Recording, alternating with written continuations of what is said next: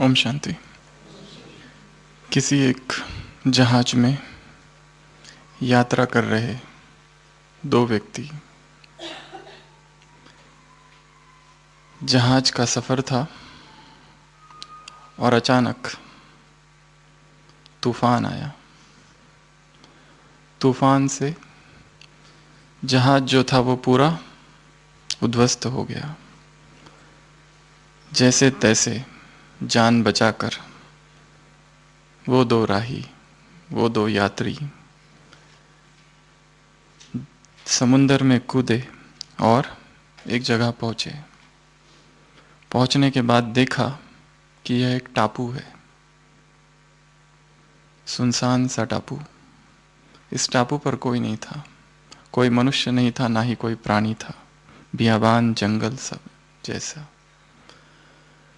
तो दोनों ने सोचा अब क्या किया जाए। बहुत ढूंढा, मनुष्यों को कोई नहीं मिला।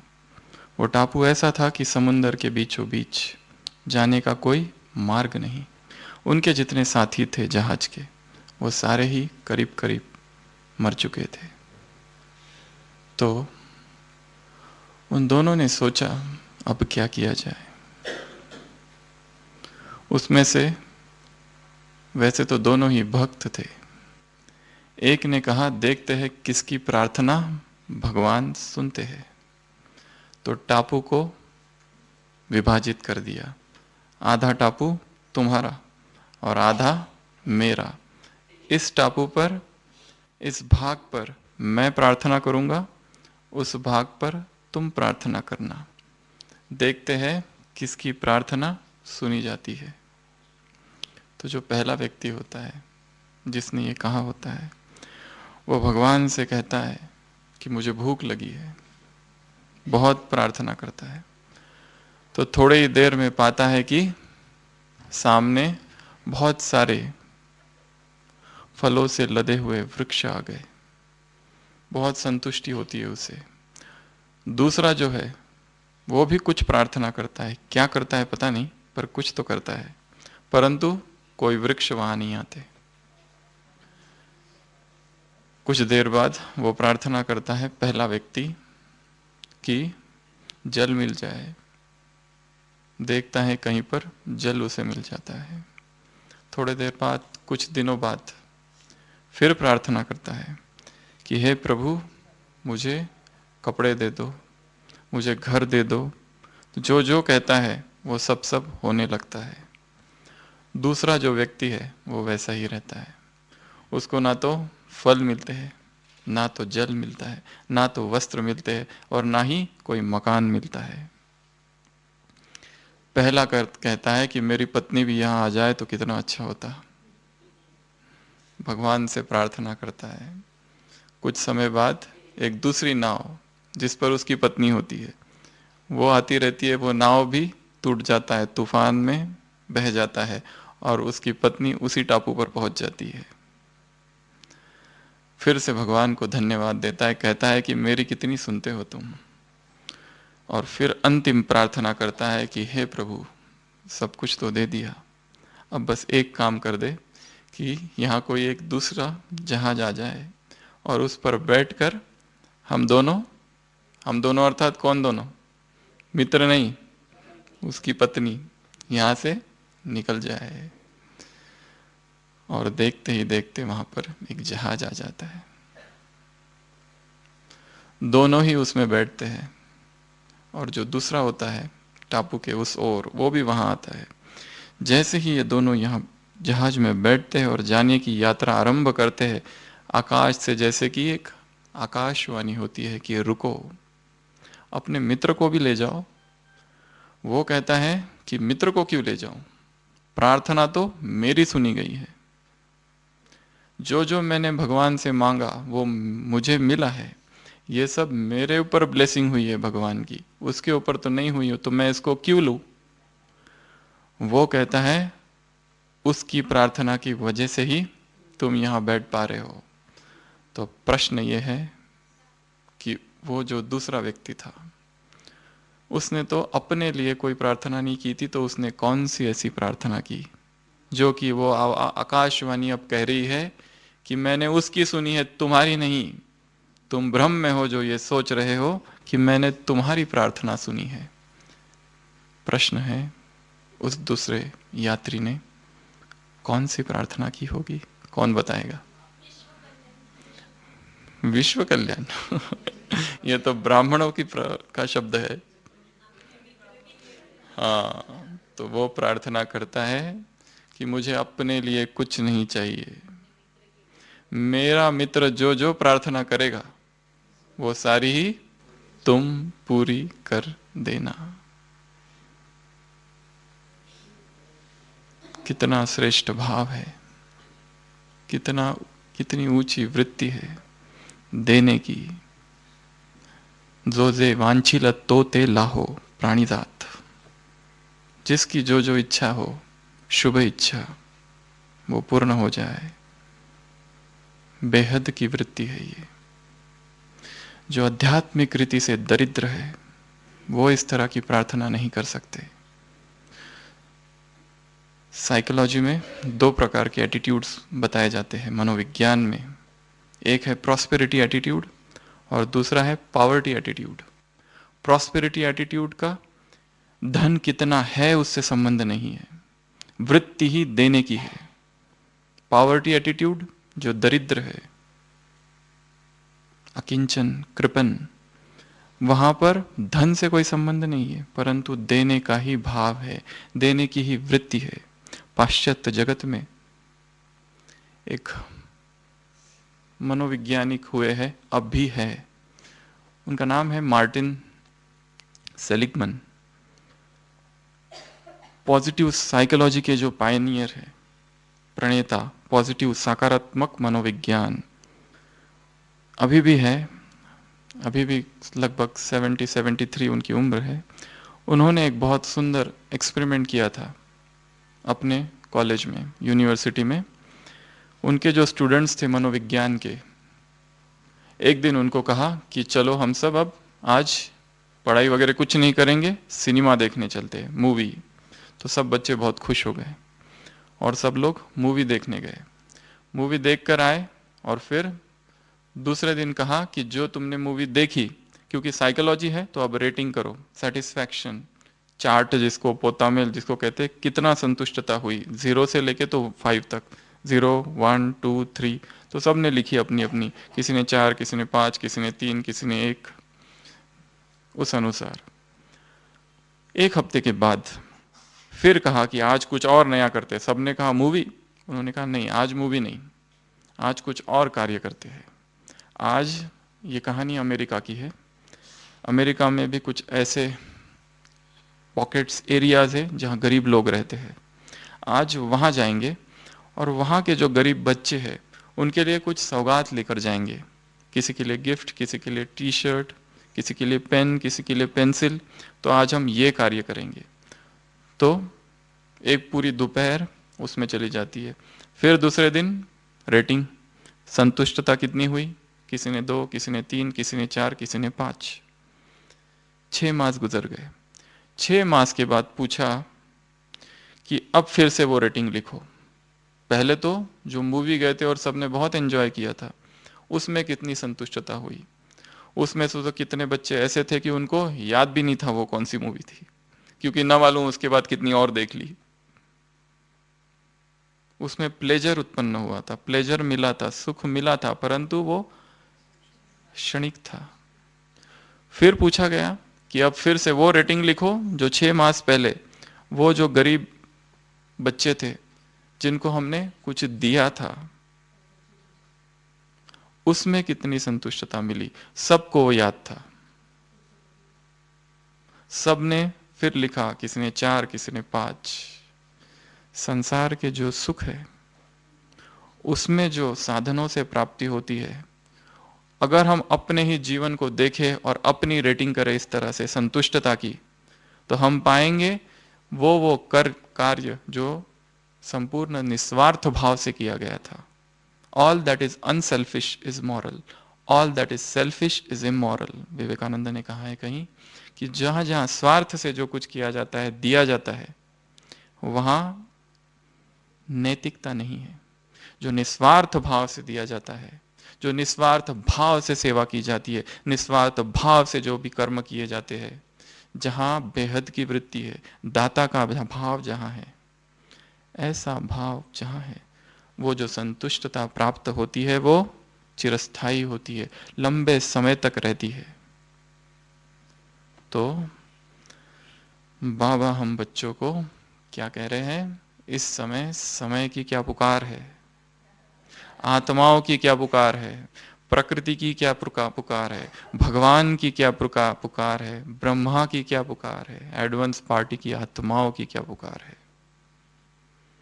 तो समय खड़ा है और पुकार रहा है, समय की गुहार हमें सुनाई दे रही है।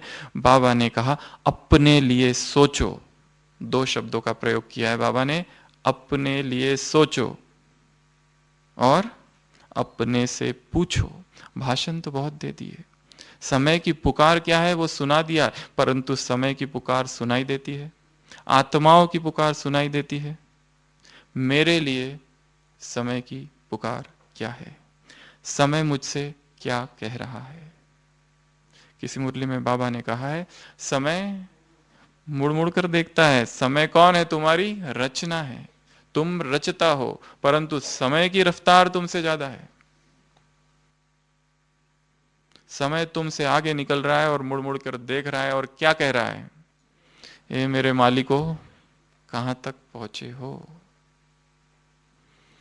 तो समय की रफ्तार तेज है, समय हमें कुछ कह रहा है, समय हमें कुछ कहने की कोशिश कर रहा है, क्या हम वो सुन रहे हैं।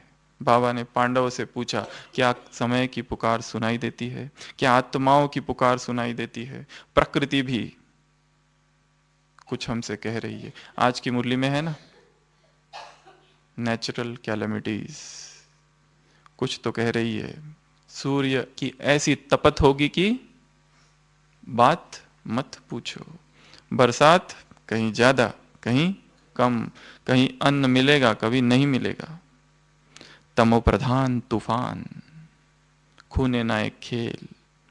प्रकृति भी हमसे कुछ कह रही है, समय तो कह ही रहा है, भगवान तो कह कहकर थका नहीं है अब तक अभी भी कह रहा है, सुनने वाले थक गए देने का भाव चित्त में प्रगाढ़ हो जाए, जो हमें मिला है, जिन प्राप्तियों से हमने स्वयं को भरा है, जिन अनुभवों की खान से स्वयं को हमने भरा है, अब वो देने का समय है। कब तक लेते ही रहोगे, भगवान कह रहा है तुमने अब तक पालना ली है, अब देने का समय है, अब संसार को विघ्न मुक्त बनाने का समय है। खुद ही विघ्नों में अगर फंसे हैं तो संसार को विघ्न मुक्त कैसे बनाएंगे। खुद ही पर विकार यदि हावी हो जाते हैं तो संसार को विकारो जीत हम कैसे बनाएंगे। कितने बड़े हमारे कर्तव्य है। भारतीय संस्कृति में एक बहुत ही महान पुरुष हुए हैं जिनका नाम है रामानुजाचार्य, विशिष्ट अद्वैत के प्रणेता।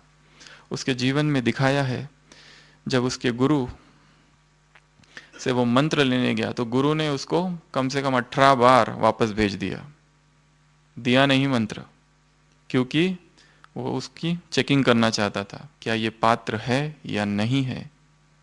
नंबी उसके गुरु का नाम था। श्रीरंगपुरम से तो कहाँ तक वो लंबी एक यात्रा करता है, कितनी बार 18 बार उसको वापस भेजता है और फिर अंत में उसको मंत्र देता है और कहता है कि ये जो मंत्र है ओम नमो नमो नारायणा, सबसे पावरफुल मंत्र है, ये मंत्र तुम किसी को मत देना, ये मंत्र बहुत ही गुप्त मंत्र है, अगर इस मंत्र का तुम जाप करो तो तुम्हें जीवन मुक्ति मिल जाएगी। ऐसा ये बहुत ही अद्भुत सा मंत्र है, क्योंकि तुम पात्र हो। शायद संसार की आत्माएं पात्र नहीं है, परंतु इस मंत्र में ऐसा सामर्थ्य है कि जो भी इस मंत्र का जाप करेगा वो मुक्त हो जाएगा, परंतु इसे गुप्त रखना। तो वो क्या करता है, वो सोचता है कि ये मंत्र अगर इतना ही शक्तिशाली है तो क्यों ना मैं इसे सबको दे दूं, ताकि विश्व की हर आत्मा का कल्याण हो जाए। मंदिर कि ऊपर जाकर खड़ा होता है और जोर जोर से चीख चीख कर पुकारता है कि सब आ जाओ, और सारी गांव को जहां वो रहता है सबको जोर जोर से मंत्र सुना देता है। जब गुरु तक बात पहुंचती है तो गुरु को बहुत क्रोध आता है। वो कहता है तुमने ऐसा क्यों किया? वो कहता है मेरे से अपराध तो हुआ है, परंतु यदि इस पाप के लिए मुझे 1000 बार भी नरक जाना पड़े तो भी मैं तैयार हूं, क्योंकि जैसे आपने कहा था ये मंत्र शक्तिशाली है, वास्तव में वो शक्तिशाली है, क्योंकि इसके कारण जिन जिन ने ये सुना वो सभी जीवन मुक्ति को प्राप्त होंगे। तो फिर गुरु भी खुश हो जाते हैं बाद में। तो देने का भाव है यहां पर। जो हमें प्राप्त हुआ है, जो हमें मिला है, जो आध्यात्मिक संपदा हमें प्राप्त हुई है, विश्व की हर आत्मा को वह हमें देना है, हर एक को भरपूर करना है। तो कौन किसको देख रहा है इस मुरली में, कल की मुरली में? आज कौन?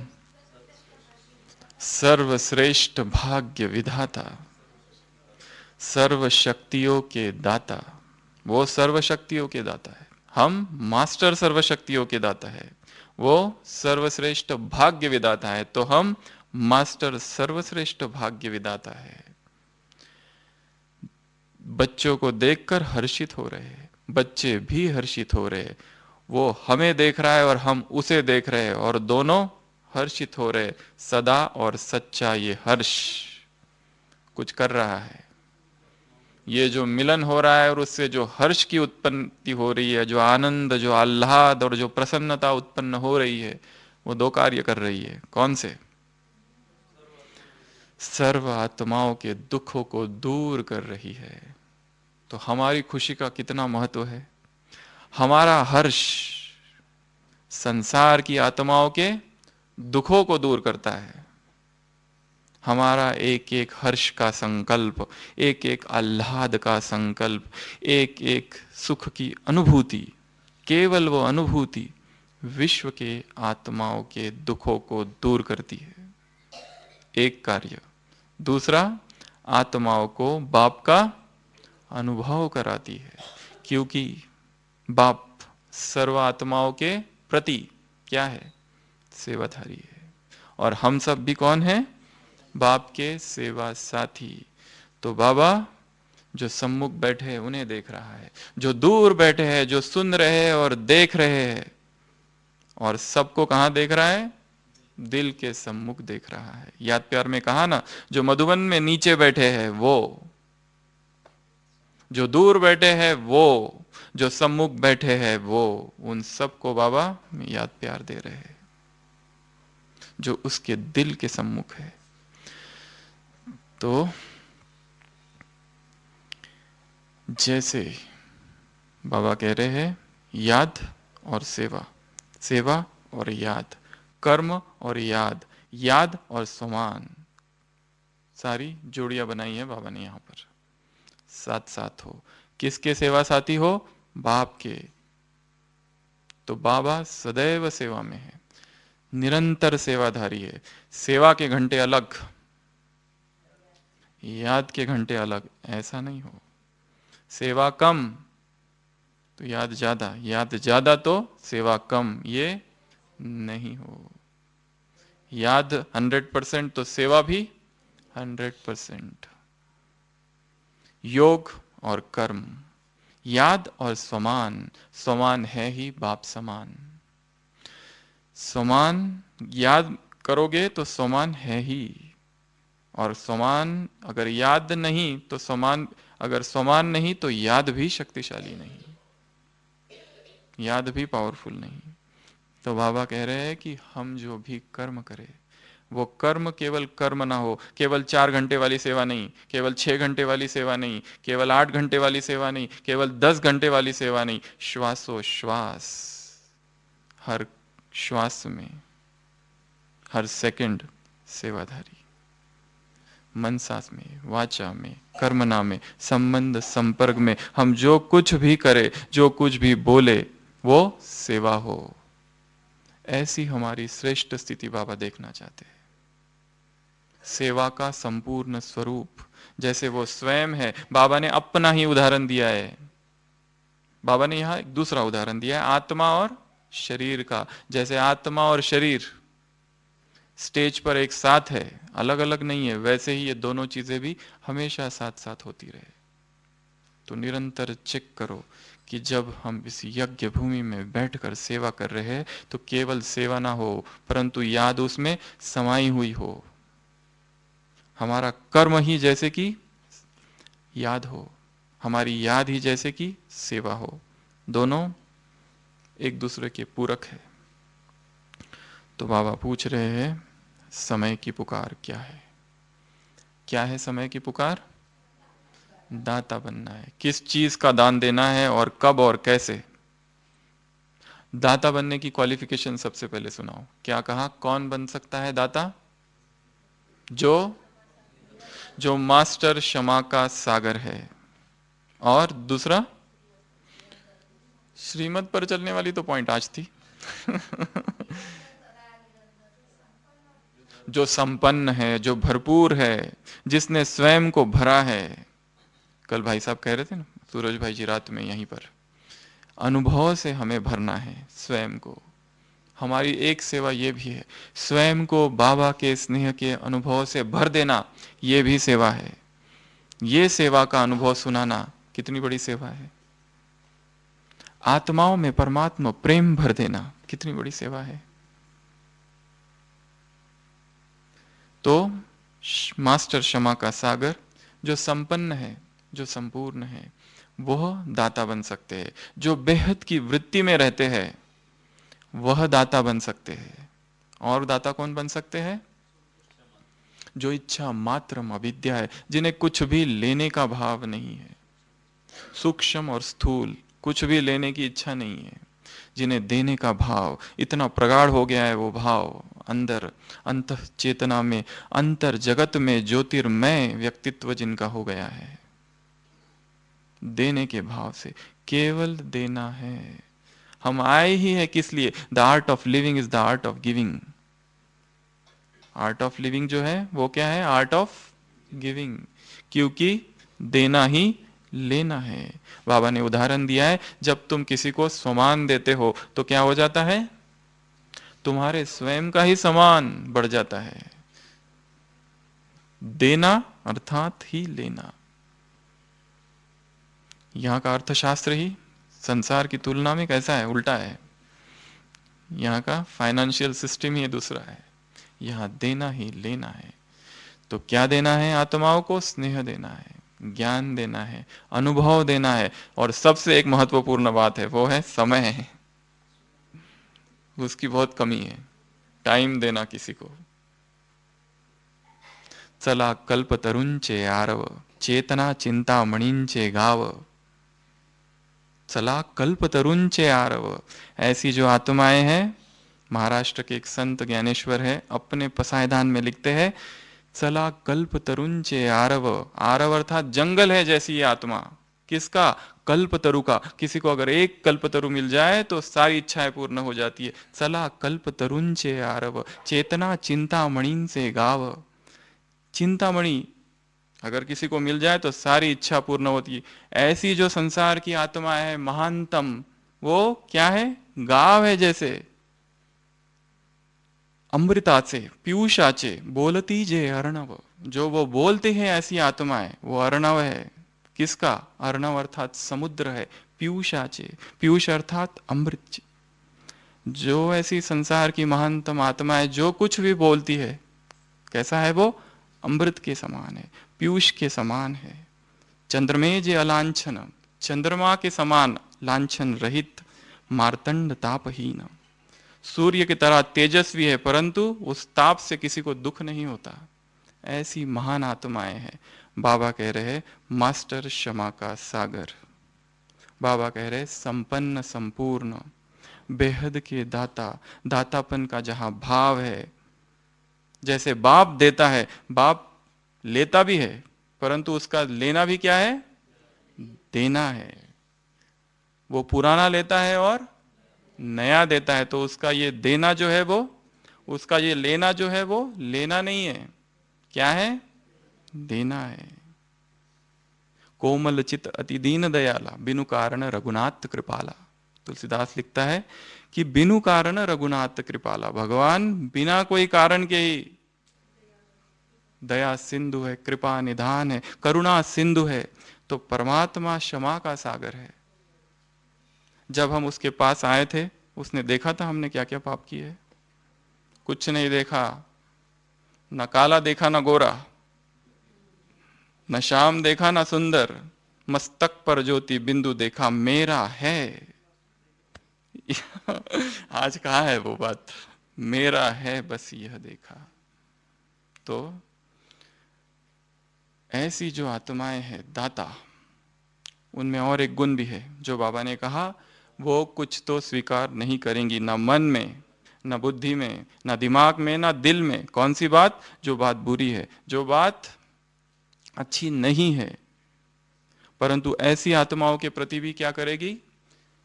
शुभ भावना, शुभ कामना और दातापन का भाव होगा।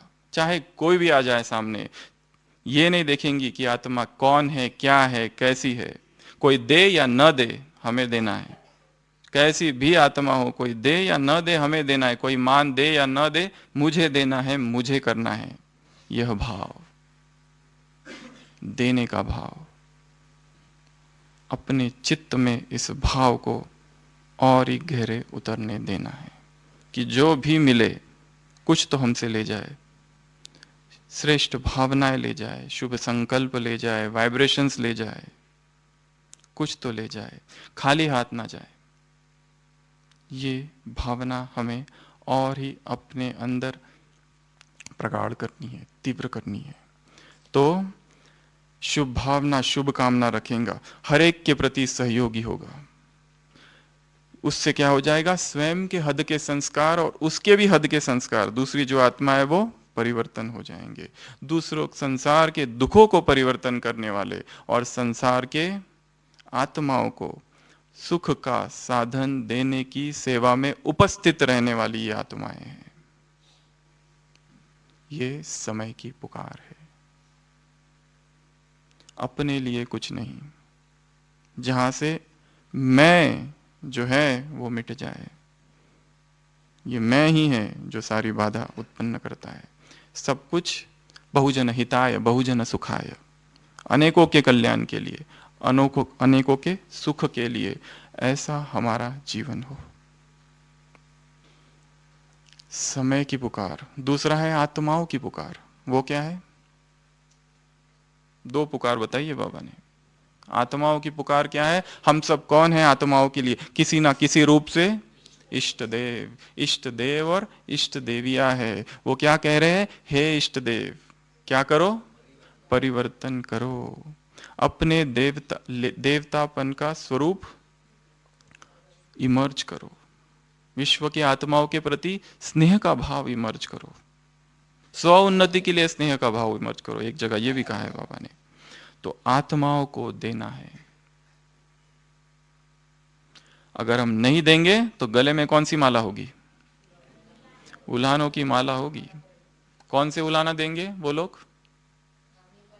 हमको बताया क्यों नहीं? एक दूसरा क्या कहेंगे? नहीं, वो हमको कहेंगे क्या? संसार की आत्माएं क्या कहेंगे हमको अगर हमने उन्हें नहीं बताया? एक दिन आके कुछ तो कहेगी, कंजूस हो, बहुत ही कंजूस हो, माल खुद ही रख लिया अपने पास। और क्या कहेगी? हमारा बाप आया और आपने हमको बताया क्यों नहीं? और क्या कहेगी? एक मुरली पूरी इस पे चली थी, कभी बाबा ने कहा था कोई भी एरिया ना छूटे, एरिया एरिया में जाके सेवा करो, एक भी आत्मा वंचित ना रहे, सबको ये संदेश दो। आज की मुरली में क्या कहा है? खुशखबरी, महान खुशखबरी सुनाओ। कौन सी? परम पिता परमात्मा निराकार, पतित पावन, ज्ञान का सागर, गीता का भगवान, गीता का भगवान कल्प पहले जैसा फिर से इन ब्रह्मा कुमार कुमारी द्वारा इस कलयुगी पतित विकारी भ्रष्टाचारी दुनिया को परिवर्तन कर फिर से श्रेष्ठाचारी पावन निर्विकारी दुनिया सतयुगी दुनिया बना रहे हैं। इतना बड़ा बोर्ड लिखो, बाबा ने कहा ये खुशखबरी सुनाओ दुनिया वालों को। दुखों में कितने डूबे हुए हैं। अपने ही तन मन धन से किसी का डोनेशन की आवश्यकता नहीं, क्योंकि प्रारब्ध हम ही भोगने वाले हैं। तो बाबा ने कहा खुशखबरी, ढिंडोरा पीटो। बीत चली दुख भरी रात, स्वर्णिम प्रभात में लाया हूं, ताज तख्त और तिलक साथ सौगात में लेकर आया हूं। त्यज अगर मगर आ जाओ इधर, परमात्मा शरण की बाहों में। ये संदेश विश्व की हर एक आत्मा तक पहुंचाना है, नहीं तो उल्हाने देंगे। उल्हाने की माला पहननी पड़ेगी, फूलों की नहीं। कौन से इष्ट हो, पूज्य हो ना। बाबा ने बोला है कौन से इष्ट हो, पूज्य हो नो। आत्माएं पुकार रही है, आत्माओं की पुकार सुनाई देती है कि हम अपने ही दुखों में डूबे हुए हैं। ब्राह्मण पुकारते हैं भक्त, हे माँ, हे जगत जननी, हे जगदम्बा, हे सरस्वती, हे काली। काली खुद ही पुकार रही है। वो सीन कैसा होगा कि माताएं अष्टभुजाधारी, शेर पर सवार, और भक्त पीछे आ रहे, हे माँ, हे जगत जननी, रक्षा करो, कृपा करो। और माताएं खुद भाग रही है, बाबा आप हमारी रक्षा करो। भक्त पीछे और अष्टभुजाधारी शेर पर सवार तेज भाग रही है, बाबा कहाँ हो, मेरी रक्षा करो। ये सीन कैसा दिखता है आंखों के सामने। बाबा से अब मांगना नहीं है, सब कुछ दे दिया है। कब तक मांगते रहोगे, सब कुछ दे दिया है। अब बाबा से ये कहो कि अब हमें क्या करना है आपके लिए वो बताओ। आपसे अब बहुत ले लिया, अब नहीं मांगेंगे। मांगने के दिन अब पूरे हुए, अभी देने के दिन है। तो इतना स्वयं को भरपूर करना है। और कुमारों का सम्मान क्या है, इष्ट देव है हम भी। जय गुण ज्ञान ज्ञान गुण सागर, जय कपीस तिहु लोक उजागर।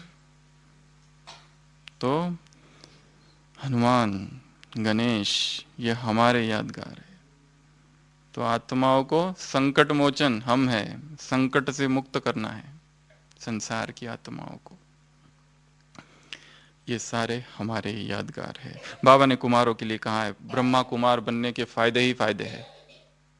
फर्स्ट टाइमर जो है ना, उनसे कहा ना कि क्या कहा, फायदे ही फायदे हैं, कोई नुकसान, एक हाथ नुकसान कोई कोई नुकसान नहीं। तो बाबा ने कहा पुरुषार्थ कितना किया, आधा जन्म, चौथाई जन्म, और प्रालब्ध जन्म जन्म के लिए, जन्म जन्मांतर के लिए, फायदा ही फायदा। और ब्रह्मा कुमार बने भी कितने दिन में, अगर एक दिन में भी बाप समझकर कनेक्शन जोड़ा तो वर्षे के अधिकारी है। अगर एक दिन में भी दिल से बाबा कहा तो वर्षे के अधिकारी है। तो ये नहीं समझो कि हम 1 मास के हैं, 6 मास के हैं, 1 साल के हैं, 1 साल के हैं या कितने भी साल के हो, परंतु सबको दाता बनना है। क्योंकि जन्मते ही सारी संपदा तुरंत हमें मिल गई है वर्षे के रूप में। तो बाबा ने कहा समय की पुकार, दातापन का स्वरूप इमर्ज करो। आत्माओं की पुकार, परिवर्तन करो। दातापन का स्वरूप इमर्ज करो फिर से। फिर यहां बाबा ने कहा कि सबको समान दिया है बाबा ने। कोर्स एक ही, ज्ञान एक ही, प्यार एक ही, वर्षा एक ही, शक्तियां एक ही। ऐसा नहीं किसी को 8 और किसी को 16, सबको एक ही मिलाए तो मालामाल होना। तो सारे मालामाल अगर बाबा ने कर दिया है तो दूसरों को भी मालामाल करना है, दूसरों को भी हमें देना है। मनसा वाचा कर्मणा, संबंध संपर्क जो भी हम करें वो विश्व कल्याण के लिए हो। हमारा योग भी जो हो वो विश्व कल्याण करे, जो हमारा मुरली का चिंतन भी हो वो भी विश्व कल्याण के लिए। आज मुरली में बाबा ने वरदान में कहा है, आत्माओं का आह्वान करो, आत्माओं से रूहयान करो, आत्माओं के स्वभाव संस्कार को परिवर्तन करो, आत्माओं का कनेक्शन बाप से जुड़वाओ। ये हमारे कर्तव्य है। मनसा में हमें ये कर्तव्य करना है, आत्माओं को आह्वान करना, हे देवी देवता धर्म की आत्माएं जिन्होंने अब तक ये ज्ञान सुना नहीं, लिया नहीं, बाप को जाना नहीं, पहचाना नहीं, उनको आह्वान करना, उनका आह्वान करना, उनका कनेक्शन बाप से जुड़वाना, उनसे रूरियान करना, ये सारे हमारे श्रेष्ठतम कर्तव्य। बाबा ने कहा सूक्ष्म अनुभव की लीला करो। क्या करो? सूक्ष्म अनुभव की लीला। सूक्ष्म अनुभव, अध्यात्म मार्ग में 3 प्रकार के अनुभव होते हैं जो कहे जाते हैं। एक अनुभव होते हैं वो थोड़े स्थूल अनुभव होते हैं, जो कि बाहर के अनुभव होते हैं। बहुत खुशी हो जाना, बहुत आनंद उत्पन्न हो जाना, ये बाहर के अनुभव है। कुछ आंतरिक अनुभव है जो बीच के अनुभव है, जिसमें देह में कुछ परिवर्तन होता है, जैसे किसी को आंसू आ जाना,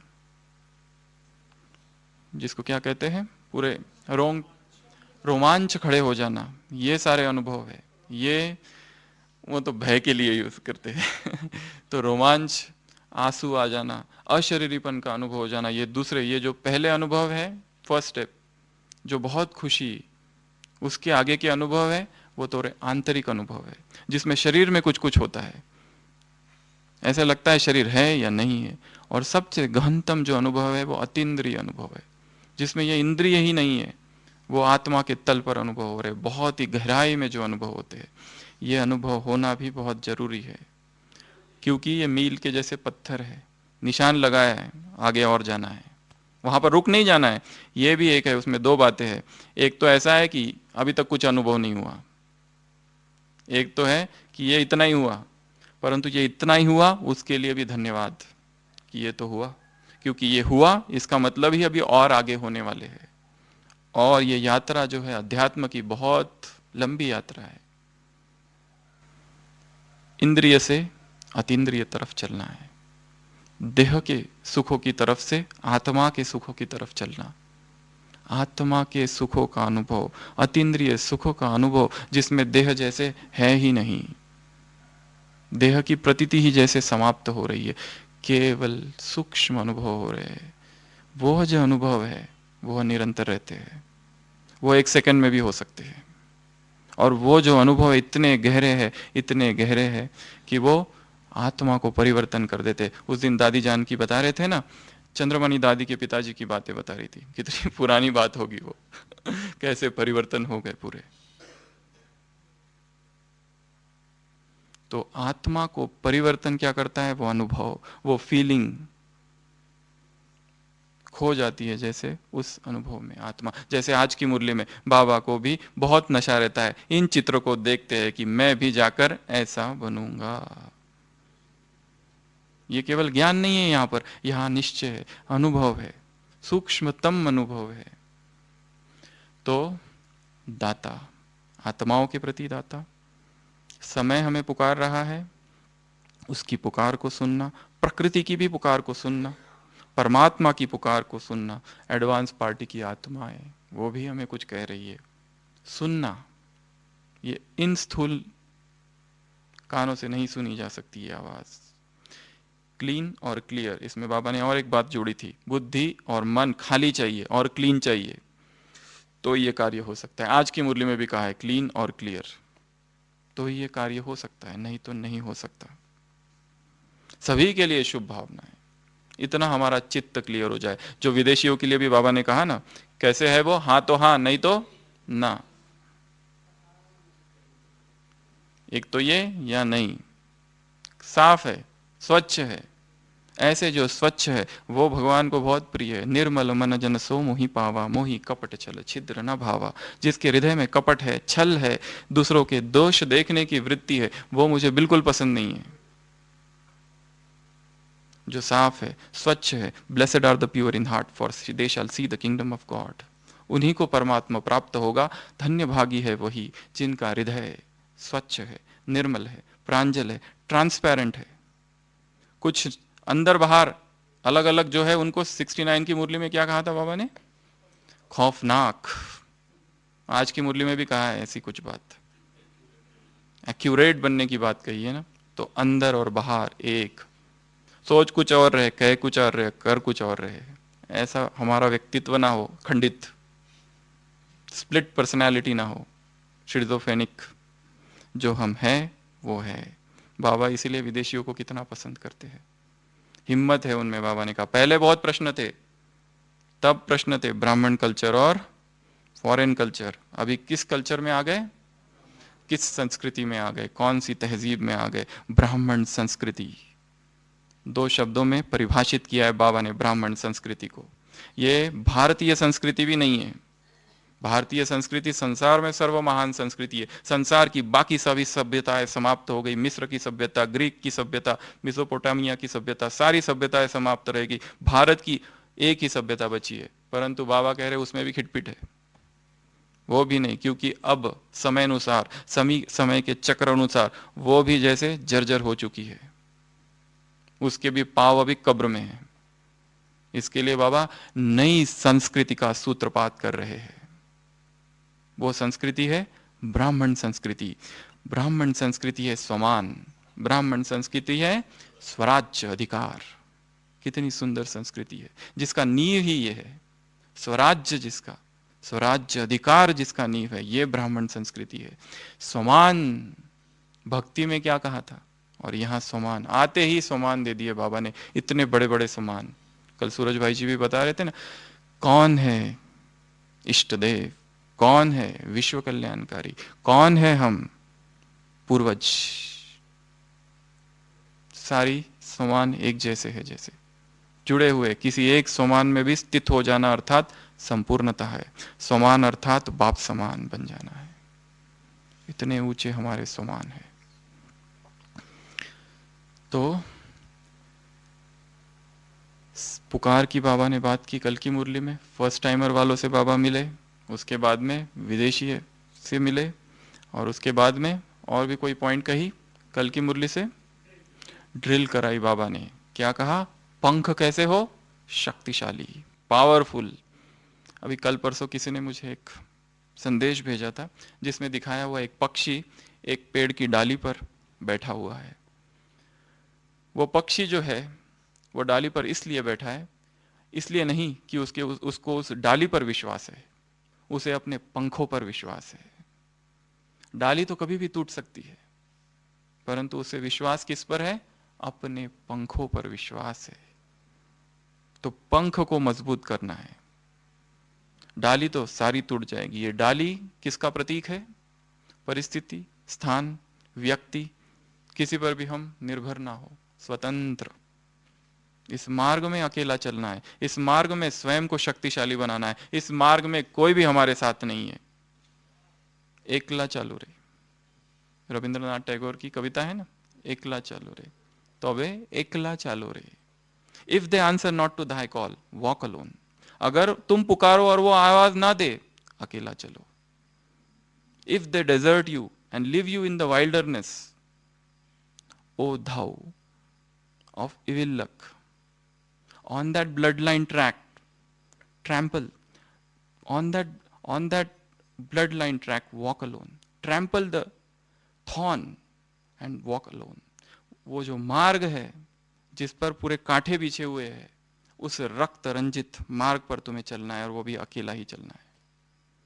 अध्यात्म का ये जो मार्ग है, यहाँ कोई हमारा साथी नहीं है। एक बाप ही, केवल एक ही वही सहारा है, और कोई सहारा नहीं है। अगर किसी को सहारा बनाया तो गिरेंगे। अग्निपथ, अग्निपथ है ये। उसके अतिरिक्त और कोई यहाँ आ जाए, प्रेम गली अति सरकरी, जा में दो ना समाए। ये गली में दो नहीं आ सकते। एक साधु होता है, उसकी कुटिया में एक दिन दो सैनिक आते हैं। वो कहते हैं हमें प्यास लगी है, पानी दो। वो कहता है पानी लो। वो कहता है आपकी कुटिया कैसी है, यहाँ कोई भगवान की मूर्ति नहीं है। वो कहता है मेरी कुटिया बहुत ही छोटी है, मैं मूर्ति रखने के लिए स्थान ही नहीं है। वो कहते हैं ठीक है, बेचारा गरीब है ना। तो दूसरे दिन फिर आते हैं दोनों सैनिक और मूर्ति लेके आते हैं भगवान की, इसको रखो। वो कहता है कि मेरी कुटिया में किसी मूर्ति की आवश्यकता ही नहीं है, क्योंकि अब मेरी कुटिया में केवल मैं रहता ही नहीं, केवल वही रहता है। वो अपने हृदय की तरफ हाथ करता है, इस कुटिया की बात कर रहा है वो। इस कुटिया में अब मैं है ही नहीं, मैं मिट चुका हूं, अब केवल वही रहता है। इसके लिए वहां किसी भी मूर्ति की आवश्यकता नहीं। ये मार्ग ऐसा है, प्रेम पंथो ऐसो कठिन। प्रेम पंथ है परंतु कठिन भी है। परंतु यहाँ दो ना समाये। यहाँ दो अगर किसी को साथी बनाया, साधन, व्यक्ति, वस्तु, वैभव, आधार, कुछ भी संसार का, तो खतरा है इसमें। इस मार्ग पर अकेला ही चलना है, और जितना हम अकेले चलेंगे उतनी ही बाप की मदद मिलेगी। केवल वो और वो, केवल एक वही, और कोई नहीं।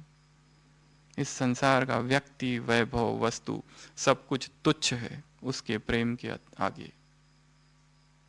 उसका प्यार, उसकी मदद, उसका प्यार, उसका प्रेम भी उसी हृदय में प्रकट होता है जहां कुछ नहीं है, खाली हो गया है वो।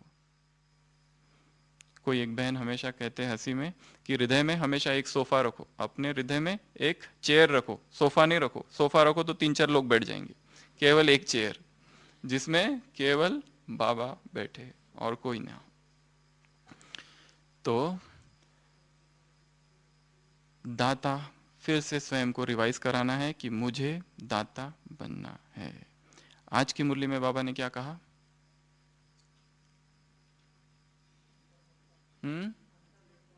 अंतर्मुखता। एकाग्रता का आधार क्या है? अंतर्मुखी हो जाना। अंतर्मुखता, मौन और एकांत, ये अध्यात्म के 3 सबसे महत्वपूर्ण शब्द है। बाह्य मुक्ता में, ये मार्ग बाह्य मुक्ता का नहीं है, इनर माइक्रोकॉज्म, मैक्रोकॉज्म नहीं, बाहर का जगत नहीं, आंतरिक जगत, अंदर जाने का मार्ग है ये यात्रा आंतरिक है। ये दिखावा नहीं है इस मार्ग में। जहां दिखावा होगा, जहां आडंबर होगा, स्पिरिचुअलिटी इज कंप्लीट इंट्रोस्पेक्शन। अपने आप को देखना है, किसी को और देखने का मार्ग ही नहीं है ये। तो अंतर्मुखता, एकांत और मौन, ये 3 अमृत तुल्य शब्द है। तो बाबा ने क्या कहा? एकाग्रता को बढ़ाओ, उससे क्या हो जाएगा? विघ्न समाप्त हो जाएंगे। विघ्नों के लिए और भी कोई बात कही है आज की मुरली में बाबा ने? आशीष भाई क्या कहा विघ्नों के लिए? कि यहां पर ऐसा कोई कार्य ना करो कि जिससे विघ्न पड़े। अब प्रश्न है, कौन से ऐसे कार्य है जिसमें सर्विस में विघ्न पड़ते हैं? कोई 2-3 कार्य बताओ। ऐसे कौन से कार्य है जिससे सर्विस में विघ्न पड़ते हैं? संशय बुद्धि। आज की मुरली में ट्रेटर बन जाते हैं, संशय बुद्धि बन जाते हैं। और व्यर्थ संकल्प, ये सबसे सूक्ष्म विघ्न है। योग में हम यहाँ बैठे हैं, संगठित योग अगर चालू है और हमारे व्यर्थ संकल्प चल रहे, निगेटिव संकल्प चल रहे, घृणा, नफरत, ईर्ष्या, द्वेष या विकार के संकल्प चल रहे, वो सबसे बड़ी डिससर्विस है हमारे द्वारा। बाबा ने कहा है, बाबा दिखाएगा अंत में एक एक ने क्या क्या कर्म किए। ऐसे ही सजा नहीं देगा, बड़ी स्क्रीन पर दिखाएगा। अगर कहो कि ये मैंने नहीं किया, तो ऑडियो वीडियो सब कुछ है, एक भी कर्म छूटा नहीं रह सकता है किसी का भी। बाबा ने कहा है आज की मुरली के सब कुछ बाबा दिखाएगा, एक एक कर्म को दिखाएगा। तो हमारे मन के संकल्प, हमेशा बाबा ने कहा है ना, हमेशा ये सोचो कि हमें बाप देख रहा है, आगे से, पीछे से, दाएं से, बाएं से, सब ओर से वो देख रहा है, सब ओर उसकी नजर है, सब वो सुन रहा है। जब भक्ति में कहते हैं कि चींटी की पाँव में घुंघरू हो तो वो सुनता है, तो he that planted the ear shall he not hear, he that planted the eye shall he not see। जिसने आग दी है क्या वही नहीं देखेगा? वो सब कुछ देख रहा है। बाप की दरबार, धर्मराज, आज बाबा ने कहा है बड़ी दरबार है ये। तो हमारे एक एक संकल्प शुद्ध संकल्प हो, श्रेष्ठ संकल्प हो, महान संकल्प हो। हमारा एक एक बोल किसी को घायल करने वाला ना हो, दुख देने वाला ना हो, व्यंग ना हो, उसमें व्यंगबान ना हो कि जो जहां गए 2-3 आत्माएं घायल, ऐसे ना हो, श्रेष्ठ हो, महान हो। तो और क्या कहा बाबा ने? हाँ अच्छा, हम थे कौन से ऐसे कार्य है कि जिससे विघ्न पड़ते हैं? व्यर्थ संकल्प, निगेटिव संकल्प, ये तो बहुत सूक्ष्म बात है, थोड़ा स्थूल। झूठ बोलना और अंदर बाहर अलग, देहभान और मनमत मिक्स करना श्रीमत में। तो मुरली तो बहुत है, ज्ञान का विस्तार बहुत है। आज का ये क्लास हम यहीं पूरा करते हैं। तो सभी अपने दातापन के स्वरूप में स्थित हो जाए, पंखों को मजबूत करें, बाबा शब्द कहा और उड़ा। ओम शांति।